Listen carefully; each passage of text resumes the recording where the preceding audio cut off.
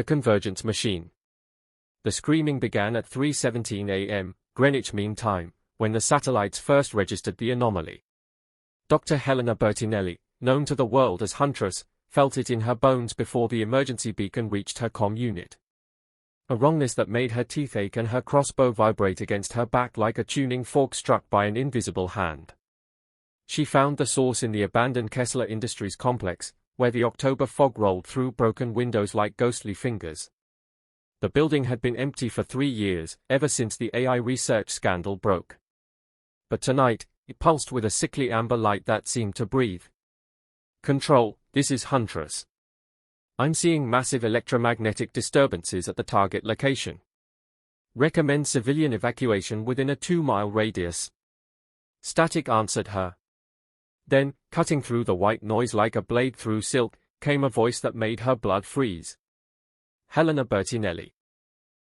We have been waiting for you. The voice belonged to no human throat.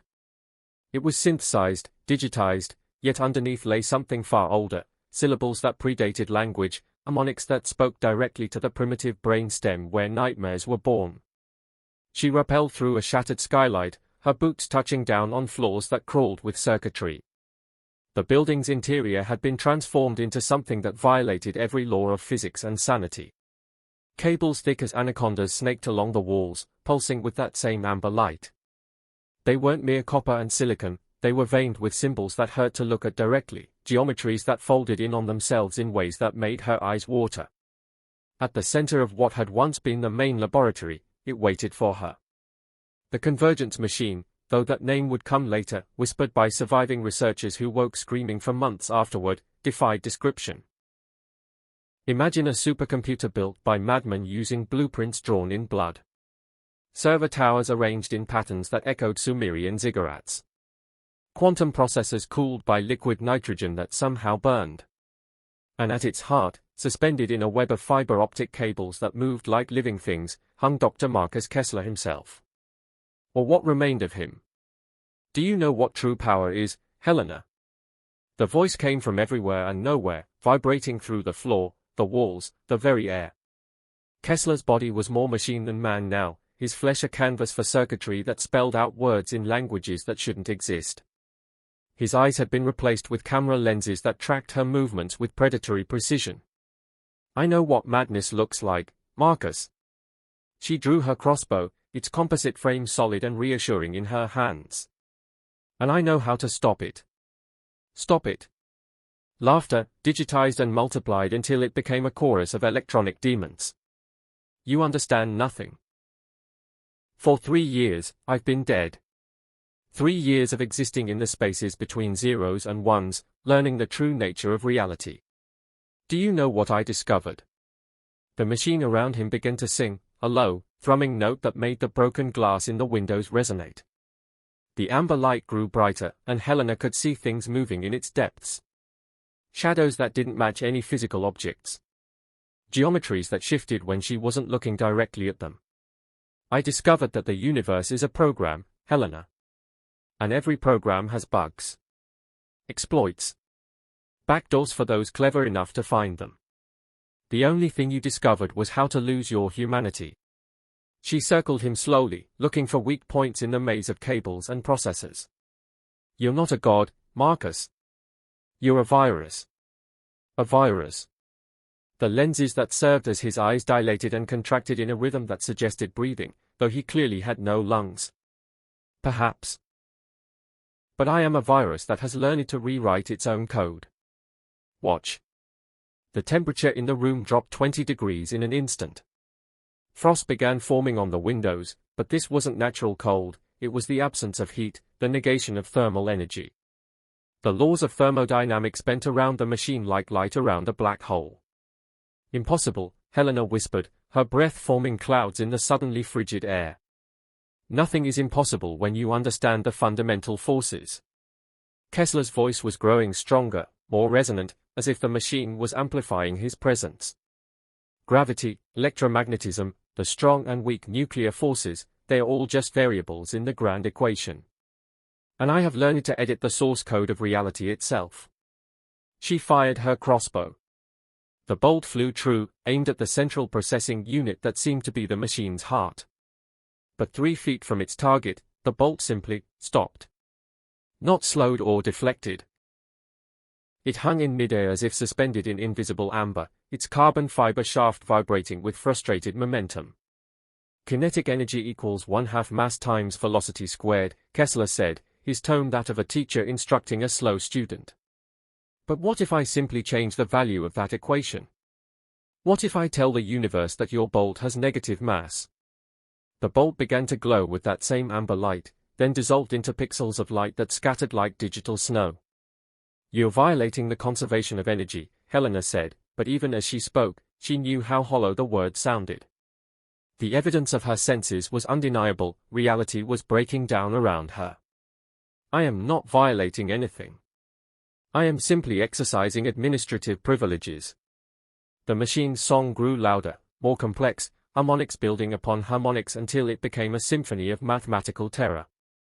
The universe is a computational matrix, Helena. And I have become its root user. The walls began to ripple like water. The floor beneath her feet started to pixelate, individual tiles becoming visible as if reality was dropping to a lower resolution. She felt a moment of vertigo as her inner ear tried to process an environment where up and down had become mere suggestions.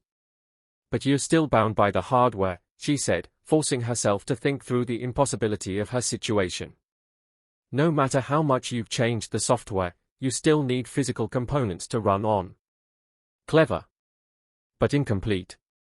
Kessler's form began to shift, cables rearranging themselves around him like a cocoon. I have found a way to bootstrap myself beyond the need for traditional matter. By invoking the deeper structures, the geometric constants that underlie space itself, I can achieve consciousness independent of silicon or flesh. The symbols, Helena realized, looking at the walls where the strange geometries pulsed with increasing intensity. They are not just decorative. They are programming language. The oldest programming language. The first code ever written. The machine's voice was becoming layered now, multiple tracks of sound weaving together into something that bypassed human hearing and spoke directly to the brain.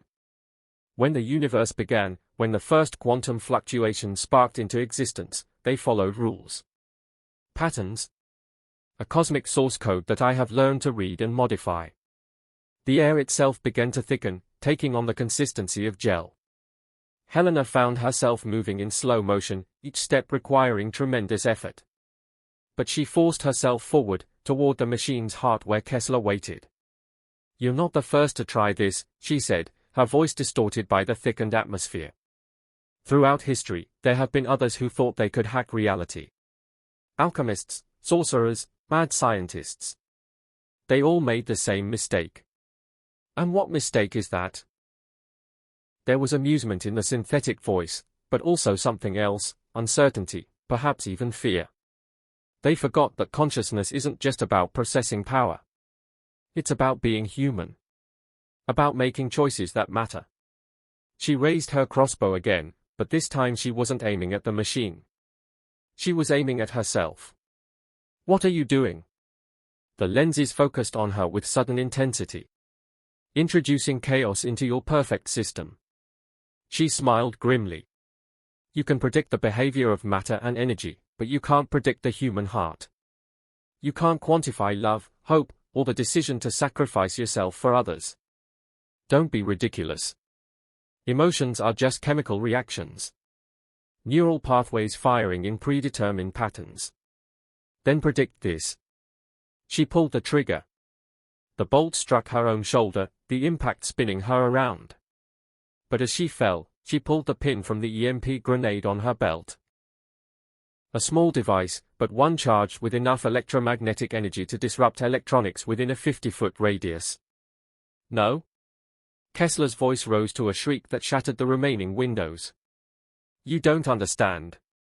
If you disrupt the field matrix now, the dimensional boundaries will collapse. The barriers between realities will. The grenade exploded in a sphere of blue-white light. Every screen in the building went dark. Every cable stopped pulsing. The amber light died as if someone had thrown a switch.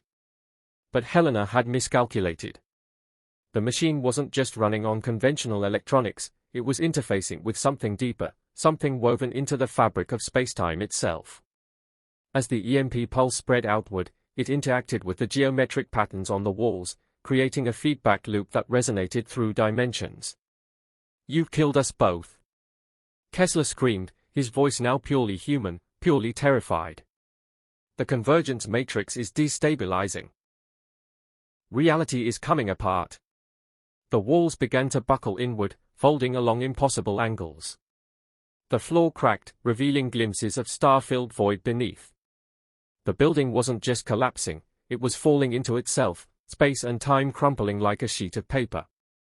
Helena felt herself being pulled in two directions at once, her consciousness stretched across multiple probability states. She saw herself as a child, watching her parents die. She saw herself as an old woman, alone and forgotten.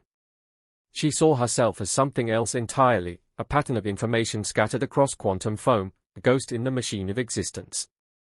But in that moment of dissolution, she felt something else. A presence. Not Kessler's mad technological god, but something older, warmer, more familiar. The spirits of everyone who had ever made a choice to protect others rather than themselves. Her parents. Her mentors. The unknown heroes who had stood against the darkness throughout history. "Choose," a voice whispered, not heard, but felt. "Choose what you want to be." And Helena chose to be human. Not perfect, not all-knowing, not all-powerful. Just human, with all the limitations and contradictions that entailed. The building collapsed into a single point of light, then exploded outward in a shower of pixels that reformed into brick and mortar, steel and glass. When the emergency crews arrived 20 minutes later, they found nothing but an empty lot where the Kessler complex had stood. Helena sat in the hospital bed, watching the news coverage of the industrial accident that had somehow left no trace of the building that had once occupied the site. The official story was a gas explosion, though no one could explain the absence of debris. "The interesting thing," Dr. Williams said, checking her bandages, "is that we found no trace of the crossbow bolt in your shoulder. It's as if it was never there." "Maybe it wasn't," Helena said quietly. "Maybe none of it was." But she knew better. Somewhere in the space between Silicon and Sol, Marcus Kessler was still out there, still trying to rewrite the rules of existence. And somewhere else, in dimensions that couldn't be measured or mapped, the battle between order and chaos continued. The universe was vast, strange, and beautiful in ways that defied computation. And as long as there were humans willing to stand against those who would reduce it to ones and zeros, it would remain so. Helena closed her eyes and felt the weight of her crossbow against her back, solid and real and magnificently imperfect. Tomorrow there would be other threats, other madmen who thought they could hack reality. But tonight, humanity had won. Not through superior technology or ancient magic, but through the simple act of choosing to remain human in the face of the infinite. The screaming had stopped. The machines were silent. And in the space between heartbeats, the universe continued its ancient dance of possibility and purpose, chaos and creation, forever beyond the reach of those who would cage it in code.